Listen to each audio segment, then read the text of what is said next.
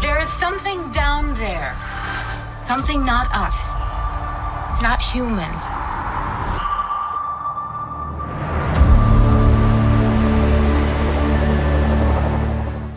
More than 3 decades have passed since the first time I watched The Abyss. I still vividly remember the feeling of being pulled into the screen through cold steel corridors, dim lights glowing beneath thick black water, and the crushing silence of the ocean floor. Back then, The Abyss was to me simply a science fiction film that was both beautiful and terrifying. But the older I get and the more I revisit The Abyss, the more I realise that the film is heavy in more ways than what appears on screen. It is heavy because of what had to be sacrificed to make it. A leading actress screaming, "We are not animals," before walking off the set. A male lead breaking down in tears on the side of the road because he believed he was about to die underwater. And a legendary director willing to push everyone himself, included beyond the limits of human endurance, all in the name of a cinematic vision. Let's explore 15 brutal, behind-the-scenes facts about The Abyss. 1989. 15. Ed Harris nearly died for real. Freezing and there's 10,000 feet of water between us. Sorry, I'm rambling. There are moments in The Abyss that make you instinctively hold your breath along with the characters. I never understood why the underwater scenes made me so deeply uncomfortable. Later, I realised why the fear wasn't acting. Everything began with a storm. Lightning struck the water tank area, tearing apart the massive tarp used to block out light. The lighting system was destroyed, the shooting schedule thrown into chaos. Cameron was forced to switch to night shoots with a crew already pushed to the edge by exhaustion. During one underwater take, Ed Harris suddenly ran out of oxygen. He signalled for a new tank. A panicked crew member rushed one down, but in the chaos, the tank was handed to him upside down. Harris inhaled, and water flooded straight into his throat. He struggled to stay calm and signalled again.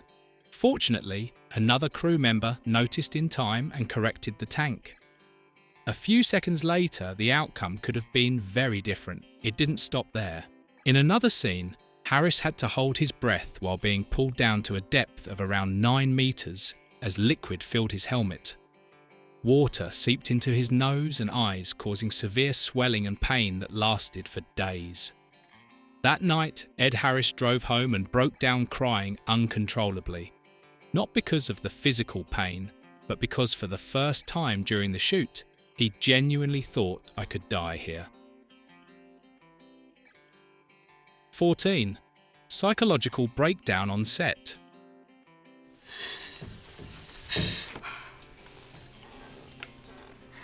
How you doing, partner? You still with us? Come back. There's something you can sense while watching The Abyss exhaustion. Not just the character's exhaustion, but a deeper fatigue that lingers beneath every movement and every glance.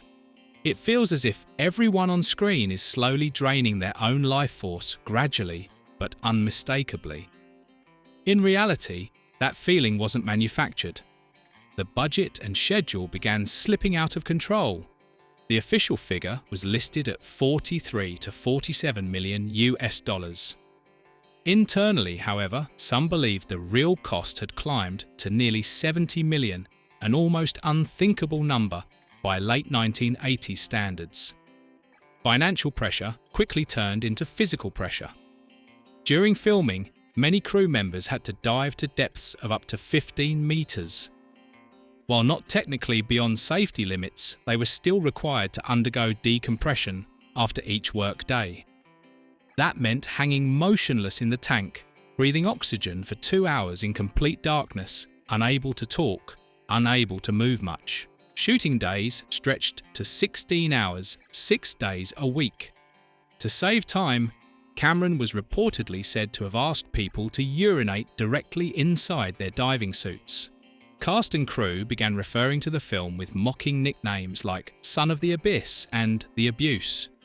Director James Cameron later admitted he was so exhausted that he sometimes fell asleep in bed during dinner, waking up in the morning with a half-eaten plate on his chest and a fork clenched in his hand. As a form of self-preservation, the crew printed T-shirts that read, "Life's a bitch, then you dive." A joke, but the kind of joke that only exists when people have no other way left to cope. 13. The Abyss was born from James Cameron's teenage obsession. In practical diving terms, you can't equalize rapidly enough to fall that fast without having your hand on your nose and making a lot of funny faces. So, some films begin with a Hollywood pitch meeting. The Abyss did not. It began in an ordinary science classroom when James Cameron was still a high school student. That day, Cameron heard about an experiment that sounded like pure science fiction. A deep-sea diver could breathe a form of liquid oxygen directly through the lungs, allowing the body to withstand the crushing pressure of the ocean floor. For the rest of the class, it was just a strange anecdote. For Cameron, it became an idea that refused to let go if humans could survive in a place never meant for them. What would that do to their minds? Cameron went home and wrote a short story about people working in a laboratory on the ocean floor, a place made of still water and relentless pressure bearing down on every decision. Nearly 20 years later, while working on Aliens with Gail Ann Hurd, Cameron happened to watch a National Geographic documentary about deep-sea submersibles. Images of submersible vehicles drifting through darkness instantly pulled him back to the script he had written at age 17. And this time, Cameron realised he finally had the power to turn it into a real film. The script was revised. Scientists were replaced with oil rig workers, underwater truck drivers, much like the space truckers in Alien. People accustomed to cramped spaces, constant danger, and having no real choice. After The Terminator and Aliens, 20th Century Fox agreed to finance the project. A teenage obsession officially entered production. No one could have predicted that it would become one of the most punishing behind-the-scenes experiences in Hollywood history. 12. Filming inside an abandoned power plant. As a child, I was deeply afraid of abandoned places. Old factories, empty plants, spaces that were once loud and alive, then suddenly left behind. While watching The Abyss, that feeling came rushing back with surprising clarity. A cold, industrial world where humans are nothing more than tiny figures inside a structure far too large to care about them. From the very beginning, James Cameron knew that The Abyss could not be shot in a conventional way. The real ocean was simply too dangerous. Filming offshore in Florida was considered then immediately rejected. There was no way to control waves, currents, or weather. Instead, Cameron chose an option that somehow sounded even more terrifying, building his own ocean. The location selected was Gaffney Studios in South Carolina, an abandoned, unfinished power plant. Within that industrial skeleton, the crew constructed two massive water tanks, a smaller one inside the turbine pit, and a main tank placed directly inside the plant's reactor chamber. Technically, the site was safe. Psychologically, it was far harder to feel at ease knowing you would be working for months inside a flooded reactor. Cameron even brought in a Canadian diving company to develop entirely new underwater filmmaking technologies, communication systems, cameras, safety protocols. Everything had to be invented from scratch. The most striking part is this: before a single frame had been shot, costs had already exceeded $2 million and construction took more than 6 months. When everything was finally complete, the crew realised they were no longer working on a film set, they were operating inside a colossal industrial machine where the smallest mistake could become a disaster. 11. We are not animals. No, she has a strong heart. She wants to live. Come on, Liz. Come on, baby. There is a strange reflex when watching The Abyss. Many viewers instinctively look away during Lindsay's resuscitation scene, not exactly out of fear, but because it feels deeply uncomfortable. The scene is long, raw, and makes you feel as though you are intruding on a private moment you were never meant to witness. During filming, Mary Elizabeth Mastrantonio had to lie on a cold steel platform soaked in water, nearly naked in front of dozens of crew members. No soft lighting, no modest concealment, just a human body in its most vulnerable state placed at the centre of a set stretched to its breaking point. James Cameron demanded that Ed Harris perform the resuscitation for real. That meant real chest pounding, real slaps to the face, take after take. Cameron wanted the camera to keep rolling until he caught the right moment. And then the camera ran out of film. At that moment, no one called cut in time. No one stopped to ask whether a line had been crossed. Mastrantonio suddenly sat up, furious, exhausted, and screamed across the set, "We are not animals!" Then she walked off. The rest of the scene had to be completed without her. The camera was placed low-angled upward to hide her absence. On screen, audiences never noticed. But for those who were there that day, the moment became a fracture that never truly healed. 10. The water tentacle, the first photorealistic CGI. Bud? Oh, wait, it's okay. Sweet Christ almighty. Do you remember the first time you saw the water tentacle in the abyss? Something that moved slowly, deliberately, aware, emotional, despite having no real face at all. At the time, the concept of photorealistic CGI barely existed. Most visual effects still felt like spectacle, clearly artificial but acceptable. The water tentacle was different. To make it possible, Industrial Light and Magic had to invent entirely new techniques. They built systems to digitally scan human faces so the tentacle could reflect expression. They developed water simulation models in three-dimensional space, not as a surface, but as a substance with volume, weight, and physical response to its surroundings. All of that effort produced just 75 seconds of footage. But those 75 seconds changed everything. When James Cameron saw the finished scene, he realized something crucial: technology had finally caught up with his imagination. If water could live like that, then liquid metal could too. From that moment on, the idea of the T-1000 in Terminator 2 was no longer science fiction. The irony is hard to miss. While the cast and crew were being physically and mentally worn down in real water, the future of cinema was quietly taking shape in an air-conditioned room inside crude lines of code. 9. 11 million gallons of water and manufactured darkness. There is one thing about the abyss that stays with you even without a rewatch: the darkness. A kind of darkness with depth. The longer you look, the more it pulls you inward. To create the illusion of a seabed 2,000 feet deep, James Cameron issued what sounded like a simple demand. Not a single ray of natural light could enter the water tanks. The entire set was covered with enormous black tarps. On the water's surface, tons of black plastic beads were poured in to block light from above. Water was pumped in from a nearby lake, continuously filtered, heated and chemically treated, clear enough for the cameras yet dirty enough to resemble the deep ocean. In total, the two tanks held 11 million gallons of water. Filling the main tank alone took several days.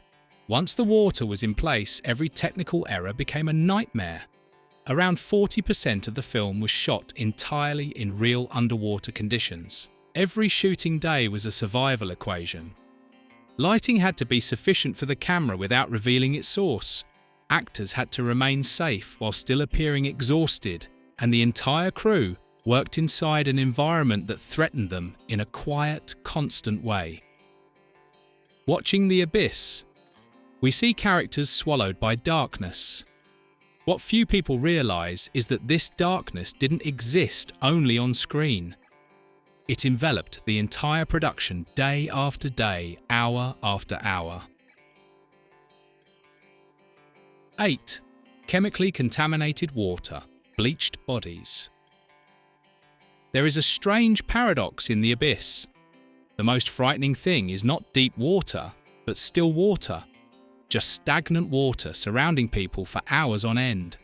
While watching the film, we assume that water is merely part of the setting. In reality, it slowly became the most silent and dangerous enemy of the entire production. Because the shooting schedule was severely compressed, the crew didn't have enough time to properly balance the water's pH to levels safe for prolonged human exposure. At first, the problem seemed purely technical. The water became cloudy, and the image was no longer clear enough for the camera. Cameron needed a fast solution. That solution was more chlorine. Visually, chlorine worked. The water became clearer.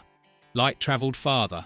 The cameras functioned properly again, but the human body does not operate like a lens. After a short time, the consequences became impossible to ignore.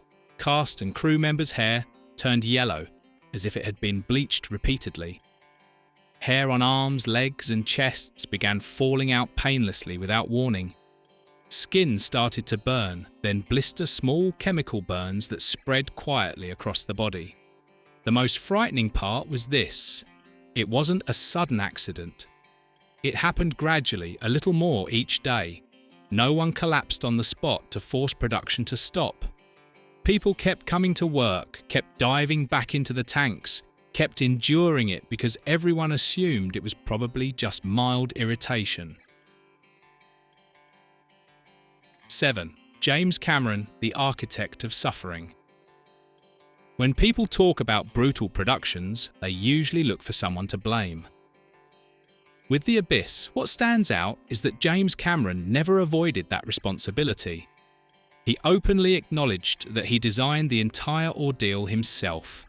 Cameron worked roughly 70 hours a week. He monitored every aspect of production: lighting, camera movement, even the actors' breathing. Some days he reviewed dailies while still decompressing his head, heavy from oxygen deprivation, eyes locked on the screen. Cameron's style left no room for comfort. He believed that when people are placed in the right conditions, difficult enough, tense enough, the truth will reveal itself in front of the camera. What matters is that Cameron did not stand outside that hell. He was in it alongside everyone else. But one person's willingness to endure does not mean everyone else should be required to do the same. Years later, looking back on The Abyss, Cameron admitted that he had lost part of his perspective during the production. But at the time, he never stopped, because for Cameron, if forced to choose between safety and the perfect image, he always knew which one he would choose. And The Abyss is where that philosophy was pushed to its absolute limit. 6. Communication was nearly one way.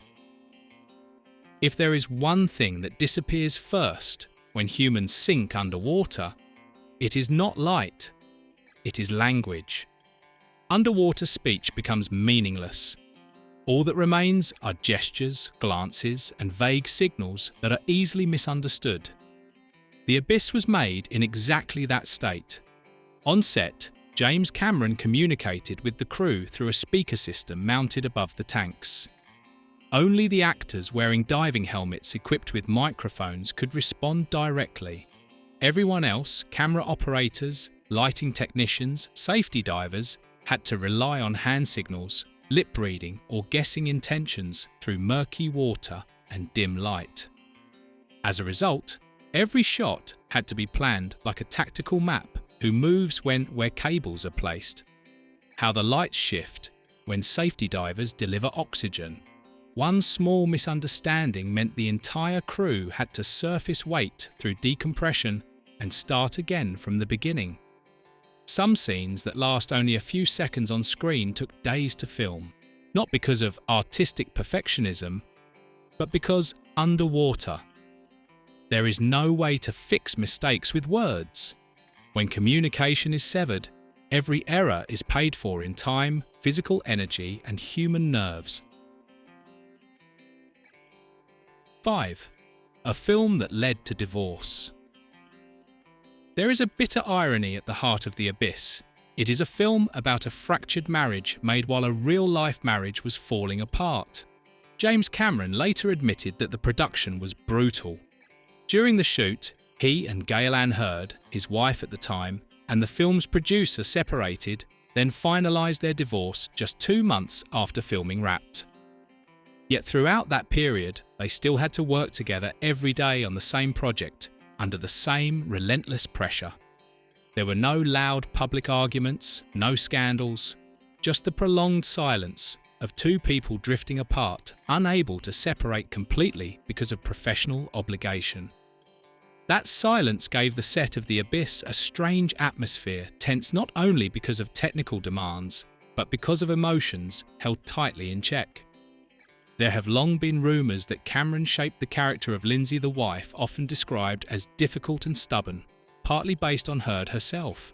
If that is true, then The Abyss was not only filmed at the bottom of the ocean, but also in the middle of an unfolding breakup.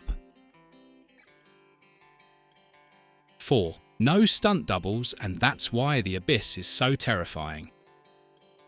In The Abyss, there is something most audiences don't notice. On a first viewing, very few scenes use stunt doubles. Not because the production was cutting costs, but because James Cameron wanted everything to look right, and to him right meant real people facing real danger. When Bud drags Lindsay back to the rig while she is unconscious, the person holding her breath underwater is Mary Elizabeth Mastrantonio herself. No stunt performer, no editing tricks to shorten the breath holding. The camera rolls, the water rises, and she absorbs the full pressure with her own body. The flooding rig sequences where characters flee through narrow corridors, get trapped behind sealed doors, and dodge debris blasted loose by explosions were all performed by the actors themselves. No one stepped in when situations became dangerous. There was no safety buffer between cinema and survival. On screen you see tension. In reality, it was the risk of real drowning. Water doesn't care whether you're the lead or a supporting role. One mistimed breath, one door delayed by a few seconds, and everything could have ended very differently. 3. The special edition when The Abyss becomes a different film. Some films have only one definitive version. The Abyss does not. It exists in 2 states, and each one tells a different story about humanity. James Cameron's original cut ran nearly 3 hours, which terrified the studio. To them, it was an unacceptable box office gamble. Cameron was forced to cut the film down to 2 hours and 15 minutes, removing the largest storyline of all the alien-triggered tsunami meant to teach humanity a lesson. In the theatrical cut, the aliens appear as gentle observers silently watching humanity.